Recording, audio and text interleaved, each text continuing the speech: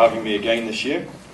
What I'd like to do is just give you an update on our latest project at Eston Brick, Longmeadow Estate, and take you through what's been happening there. And a big thank you to Mr. Morgan and his team for their support in this project as well. It's a facility of 24 kilns, 18 of which the construction has been completed, and 6 have been taken just up to arch height to complete the hydraulics and the access for those kilns. So when demand increases, they will then look at finishing those last 6 off, but the building itself is all complete. And it's also the first one that we've done that includes the gases going into a dryer. So they're running the tunnel kiln, the dryer, and the VSBK at the same time. So it'll be interesting to see later next month there will be an energy balance, and I'm looking forward to the results from that. Is this working now? Do it that way. Okay, so in March this year, construction of the 18 kilns is completed. Tanya Brown, the facility owner, and Rajan, who's the plant manager there at Eston, they both lit the first kiln, which was number 14, as it was closest to the extraction point. We have a principle of how we ignite them. The kilns are lit via gas lances, and these are inserted, as you can see here, into the access pipes within the kiln. We light them for 2 hours, so we run them off standard gas, and that gets the process ignition going. Previous to this, there was a big fire lit down here, and it had an effect on the steel beams and everything else down below here and started to loosen this material. So it's a revision that we've brought in to the RVSBK, which started at Landcliffe. Once the process is getting going, you're looking at 2 days, basically, before that kiln gets onto temperature. And a further 3 to 4 weeks of building temperature within the kiln structure itself until you reach equilibrium. And by that, we just measure at this point in the kiln on all 4 sides, and when the temperature remains constant, that is it. The kiln is at full temperature then. Let's go to the next one. There we go. So in this particular factory, we've decided on a configuration of 2 times 12 kilns. So in the centre here, this is where we bring the kiln cars in for loading, and then we lift off with the crane system that's mounted on the top rail right along here, and we can put those bricks anywhere on the structure from left or right. There you see the access up to the structure, and what else have we got in there?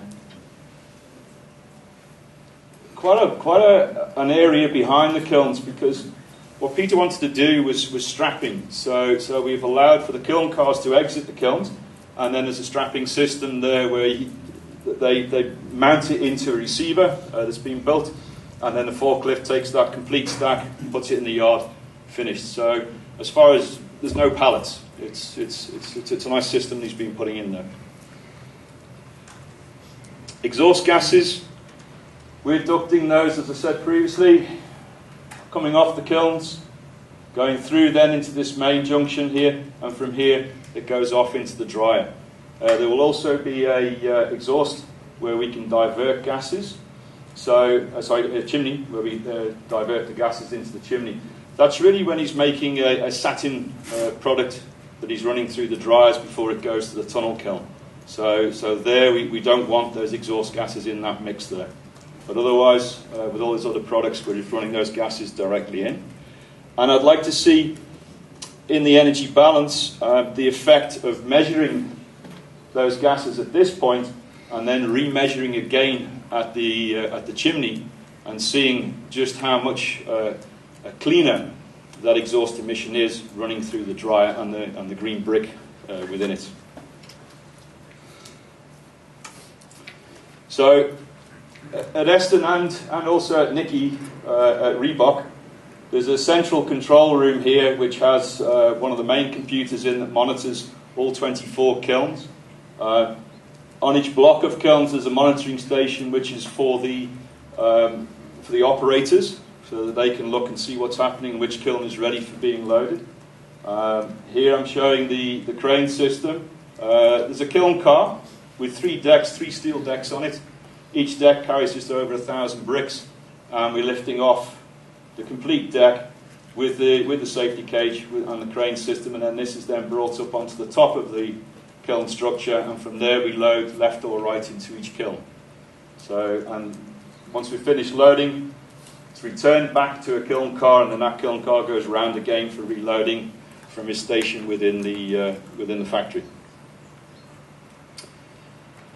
Okay, there's been some improvements we've made on the software system.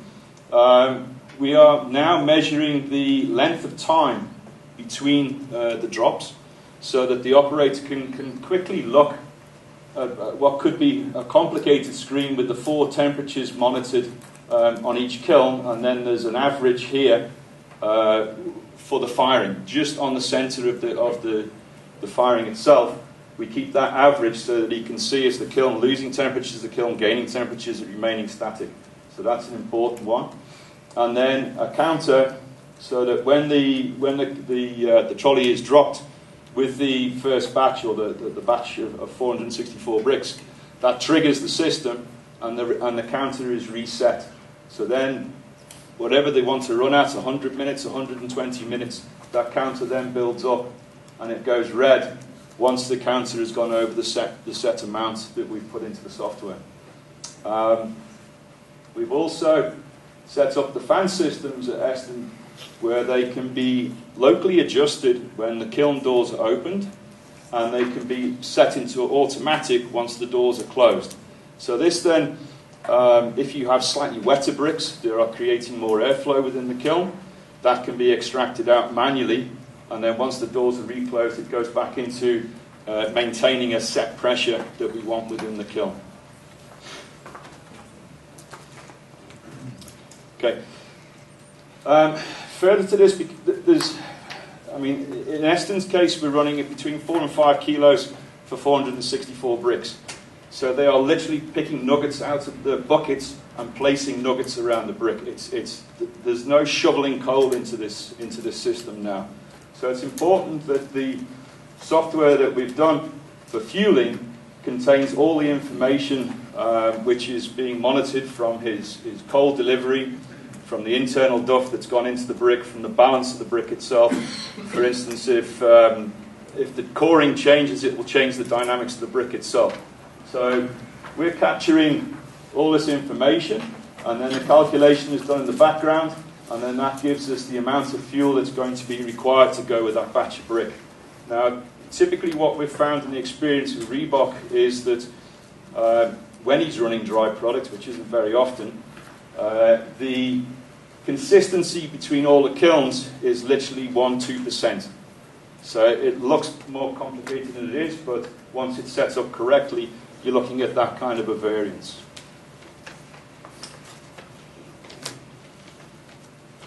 Okay, on the energy efficiency, as I said, LME will undergo a full energy balance. I believe it's going to be around about June. But our current software suggests a firing average of around about 0.75 megajoules a kilo, which is obviously just for firing. There's 60 kilns, RVSBK kilns that's being built, but there's been 66. The first 6 that we built at Longcliffe are not a recirculation VSBK, they're a straightforward VSBK. Excuse me. There was one other thing there as well, is that Nico has asked us to come back to Longcliffe, and we are busy fitting the recirculation system on our existing kilns there, and then he will be converting the pilot shafts, the 6 pilot shafts, will also then be converted to the new system as well, but that's much more intense than what we're doing currently on the 18 that he's got. So established RVSBKs at Reeboks, they are using 75% less fuel. I mean, he's in the millions in fuel savings. He is spending a bit in maintenance because he's running a lot of wet brick. So Nicky and the team there have decided that they're going to look at drying, and they're going to burn a waste product, a wood chip, in a step grade furnace, and then that's going into chamber dryers. So what would be nice to see there is what the total energy consumption is on the drying and the VSBK together. But I mean, from what they're telling me, it's still going to be quite low. We're in the 1.3, 1.4 megajoules maximum. Then VSBK is internationally recognized as the most energy efficient method of firing only of clay brick. And when compared to the, and I'm only going to use the LME one here, but when compared to the LME oil-fired tunnel kiln, RVSBK producing stock bricks is considerably less than the previous existing firing cost. So there are some big savings there. Challenges, it's a 3-shift working system.